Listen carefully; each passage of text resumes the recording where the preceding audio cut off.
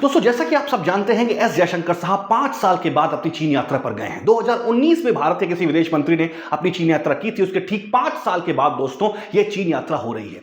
हमें यह समझना बहुत जरूरी है कि यह चीन यात्रा किस संवेदनशील पृष्ठभूमि में हो रही है, किस बहुत ही सेंसिटिव बैकड्रॉप के बीच में हो रही है। दोस्तों भारत और चीन के बीच में अनेकों ऐसे आर्थिक और राजनीतिक मुद्दे हैं जिनकी गुत्थी अभी तक सुलझी नहीं है, जिसको लेकर भारत और चीन के बीच में आमना सामना होता रहता है। एस जयशंकर साहब के समक्ष एक बहुत बड़ा उत्तरदायित्व है कि वो कैसे इस पूरे के पूरे मसले का निराकरण ढूंढते हैं। दोस्तों जैसा कि आप सब जानते हैं कि एस जयशंकर साहब की जो मीटिंग है उसकी पृष्ठभूमि को हमें समझना बहुत जरूरी है। किस पृष्ठभूमि में यह मीटिंग हो रही दोस्तों, आइए समझने की कोशिश करते हैं। 5 साल पहले भारत और चीन के बीच में गालवान क्लैश हुआ था, गालवान वैली में क्लैश। आप और हम जब कोरोना में लॉकडाउन में बंद हो चुके थे उस वक्त दोस्तों एक गालवान क्लैश हुआ था। उसके बाद से लेकर 5 साल तक चीन के साथ किसी प्रकार का कोई विदेश मंत्री के स्तर पर बातचीत नहीं हुई। इसके अलावा अलग अलग प्रकार के ट्रेड एम्बार्गो, अलग अलग प्रकार के ट्रेड बैरियर्स जो हैं भारत और चीन के बीच में लग चुके थे, यानी व्यापारिक, आर्थिक और राजनीतिक संबंधों में एक बहुत जबरदस्त प्रकार की गिरावट आ चुकी थी पिछले 5 साल में। लेकिन ठीक 5 महीने पहले यानी नवंबर के आसपास 2024 में, 7-8 महीने पहले नवंबर 2024 के आसपास भारत और चीन ने एक हिस्टोरिक पैक्ट किया, वो था D escalation of troops. Okay दोस्तों, गालवान वैली के बाद 4 ऐसे जगह थे, 4 ऐसे लद्दाख में, लेह लद्दाख के आसपास 4 ऐसे स्टिकी पॉइंट्स थे जिस पर बोन ऑफ कंटेंशन था, यानी भारत और चीन का विवाद था। वो 4 बोन ऑफ कंटेंशन के पॉइंट्स कौन कौन से थे? डेप्साम, डांगचुक, पेंगोंग और गालवान। इन 4 स्टिकी पॉइंट्स पर दोनों सेनाएं 2020 के बाद आमने सामने खड़ी थी अपने अपने ट्रुप्स को लेकर के।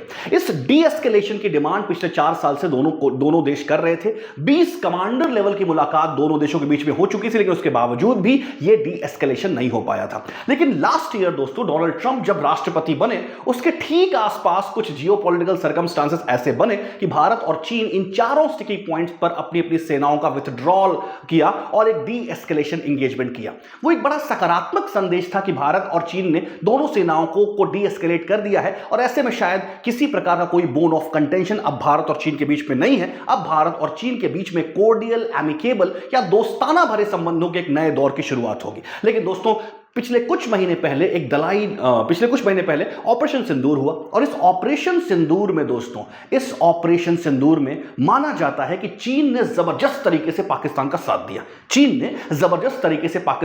दिया और इस साथ की वजह से पाकिस्तान काफी एम्बोल्डन्ड और मोटिवेटेड फील कर रहा था। ऑपरेशन सिंदूर के बाद की उपजी परिस्थितियों में भी दोस्तों चाइनीज मीडिया ने पाकिस्तानी प्रोपेगेंडा को बहुत आगे बढ़ाया। अगर आपने ऑपरेशन सिंदूर के दौरान चाइनीज मीडिया की कवरेज देखी होगी या अभी भी आप YouTube पर देख लीजिए, आप साफ साफ देखेंगे कि चाइनीज मीडिया लगातार पाकिस्तानी प्रोपेगेंडे को आगे बढ़ा रहा था। यानी साफ साफ दिख रहा था कि चाइनीज आवाम को पूरी तरीके से वो प्रो पाकिस्तान बनाने में लगा हुआ था। ऐसे में दोस्तों भारत और चीन के बीच में संबंधों में एक गिरावट आनी तय थी और ऑपरेशन सिंदूर के बाद वो गिरावट आई।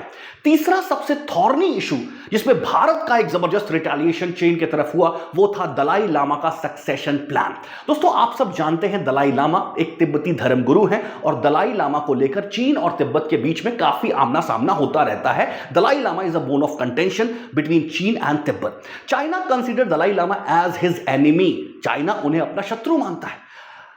लेकिन भारत दोस्तों बुद्धिज्म की जन्मभूमि है, भारत में बुद्ध धर्म का जन्म हुआ। ऐसे में तिब्बत या दलाई लामा के साथ किसी प्रकार का कोई शोषण, एट्रोसिटी, सप्रेशन, ऑपरेशन कुछ भी अगर तिब्बत की भूमि पर होता है या वहां के लोगों के खिलाफ होता है तो भारत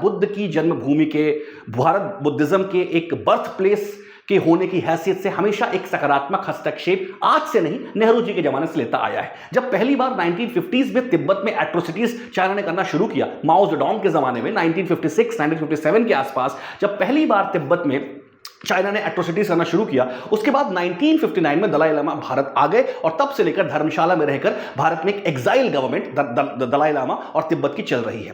दोस्तों भारत तिब्बत के लिए हमेशा एक सिंपैथेटिक और एम्पैथेटिक एटीट्यूड रखता है। भारत तिब्बत के लोगों के साथ हमेशा एक संवेदना और दोस्ताना भरा व्यवहार रखता है। एक भावुक संबंध है भारत और तिब्बत के लोगों के बीच में। उसके केंद्र में है बुद्धिज्म, क्योंकि बुद्धिज्म की जन्मभूमि भारत रही है। ऐसी परिस्थिति में अगर चीन किसी किसी भी प्रकार से शोषण या दमनकारी कार्य तिब्बत के लोगों का करता है तो भारत को उसमें अपना इनिशिएटिव लेना ही पड़ेगा। भारत इसमें कुछ नहीं कर सकता। यह भारत की एक रिलीजियस कंपल्जन है, इसमें भारत कुछ नहीं कर सकता। अभी रिसेंट में क्या हुआ दोस्तों, दलाई लामा का एक सक्सेशन प्लान डिसाइड हो रहा है। यानी जो वर्तमान दलाई लामा है, वर्तमान दलाई लामा अब चूंकि थोड़े बुजुर्ग हो रहे हैं, 90 वर्ष के हो रहे हैं, तो नए दलाई लामा यानी इनका सक्सेसर कौन होगा, इसको लेकर जियोपॉलिटिक्स काफी ज्यादा गर्मा गई है। चीन ने यहां तक कह दिया है कि नई दलाई लामा जो कि करंट दलाई लामा के बाद होंगे, उनका जो रीइंकारनेशन होगा वो चीन डिसाइड करेगा कि इनका सक्सेसर कौन होगा।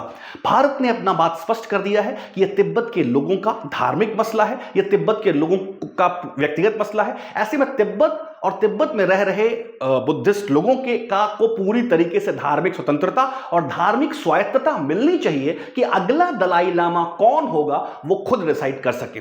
लेकिन चीन इस पूरे मसले पर पीछे हटने को तैयार नहीं है और भारत में जैसा कि मैंने कहा, तिब्बत के मसले पर जब 1950 में पीछे नहीं हटा तो आज भी पीछे हटने का कोई गुंजाइश नहीं है। दोस्तों, कल जयशंकर साहब के चीन पहुंचने से पहले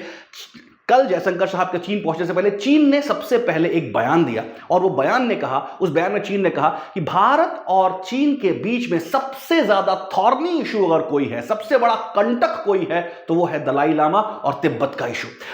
चीन ने कहा कि भारत को दलाई लामा के सक्सेशन में या तिब्बत से जुड़े हुए किसी मसले पर हस्तक्षेप करने की जरूरत नहीं है क्योंकि वो तिब्बत का आंतरिक मामला है। अब भारत का इस पर क्या दृष्टिकोण होता है वो तो भविष्य बताएगा। लेकिन दोस्तों, इस पृष्ठभूमि के बीच में जहां पर 5 साल की चल रही कंट्रोवर्सी है, दलाई लामा की कंट्रोवर्सी है, अलग अलग प्रकार की कंट्रोवर्सीज हैं, इस परिप्रेक्ष्य में दोस्तों मुलाकात हो रही है जयशंकर साहब की चीन के विदेश मंत्री से। दोस्तों, एक और इशू जो आपको ध्यान रखना होगा वो ये कि पिछले कुछ महीने पहले चीन ने अपने क्रिटिकल मिनरल्स के एक्सपोर्ट पर दोस्तों रोक लगा दी थी। वो क्रिटिकल मिनरल्स जो भारत की स्ट्रैटेजिक इंटरेस्ट के लिए बहुत जरूरी है, भारत के इकोनॉमिक डेवलपमेंट के लिए बहुत जरूरी है, ऐसे क्रिटिकल मिनरल्स का एक्सपोर्ट पर चीन ने रोक लगा दी थी भारत पर। उसमें अलग अलग प्रकार के रेस्ट्रिक्शंस लगा दी थी। चीन इन्हीं क्रिटिकल मिनरल्स को पूरे विश्व में सप्लाई कर रहा था, लेकिन भारत आने से उस पर रोक लगा दी थी। जयशंकर साहब जब अपने चाइनीज काउंटर पार्ट से मिलेंगे तो डेफिनेटली ये इशू भी उनके सामने होगा। एक और इशू दोस्तों जो भारत और चीन के बीच में एक बहुत बड़ा इरिटेंट है वो है भारत का बढ़ता हुआ ट्रेड डेफिसिट। दोस्तों, ध्यान रखिएगा, भारत और चीन के बीच में द्विपक्षीय व्यापार है।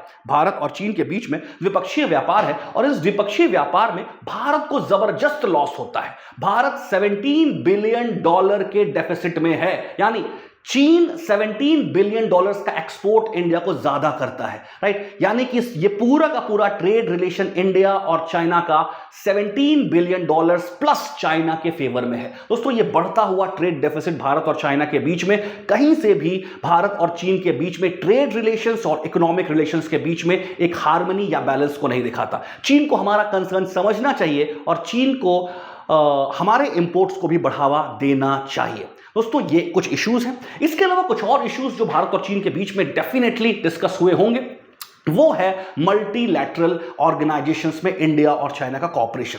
शंघाई कॉपरेशन ऑर्गेनाइजेशन की मीटिंग होने वाली है जिसमें भारत और पाकिस्तान दोनों ही मेंबर्स हैं। इसमें डेफिनेटली हमारे इस समिट में भारत चाहेगा कि भारत पहलगाम या पाकिस्तान की तरफ से जो स्टेट स्पॉन्सर्ड टेररिज्म है, जो भारत की इंटरनल सिक्योरिटी और एक्सटर्नल सिक्योरिटी दोनों के लिए बहुत घातक है, भारत जरूर चाहेगा कि भारत उस आतंकवाद को जिसे पाकिस्तान पोषित कर रहा है उसे उस जॉइंट डिक्लेरेशन में, संघाई कोऑपरेशन ऑर्गेनाइजेशन के जॉइंट डिक्लेरेशन में इंक्लूड कर सके। पाकिस्तान इसका विरोध करेगा और डेफिनेटली चाइना भी हो सकता है पाकिस्तान का सपोर्ट कर दे। ऐसे में भारत और भारत के आतंकवाद से संबंधित चिंताओं को चीन को बहुत अच्छे से समझना पड़ेगा और ऐसे मल्टीलेटरल फोरम्स पर जहां पर भारत और चीन दोनों ही मेंबर्स हैं, एक दूसरे का सम्मान करना पड़ेगा। दोस्तों, ये कुछ ऐसे इश्यूज थे जो भारत और चाइना के बीच में बहुत अनसुलझे हुए इश्यूज हैं, नॉन सॉल्व या अनसॉल्व्ड इश्यूज हैं। दोस्तों, हमें उम्मीद है कि जयशंकर साहब की मुलाकात जब चाइना में होगी इन सारे विवादों का निराकरण भी होगा और आने वाले समय में भारत और चीन के बीच में एक बेहतर संबंधों की शुरुआत होगी। इसी प्रकार के वीडियोस को देखने के लिए हजेला IAS को सब्सक्राइब करें।